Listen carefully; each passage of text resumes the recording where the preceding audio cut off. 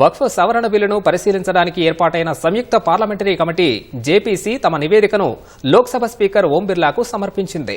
Panel chairperson BJP MP Jagdambika Pal parliament house కార్యాలయంలో ఓం బిర్లాను కలిసి నివేదికను అందజేశారు.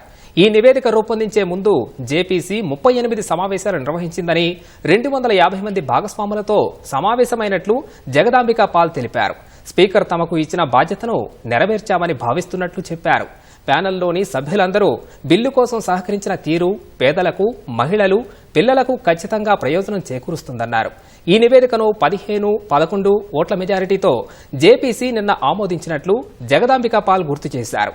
బీజేపీ సభ్యులు ప్రతిపాదించిన మార్పులను జేపీసీ ఆమోదించగా వక్ఫ్ బోర్డుని నాశనం చేసే ఉద్దేశంతోనే కేంద్రం ఈ కసరత్తు చేస్తోందని విపక్షాలు మండిపడ్డాయి.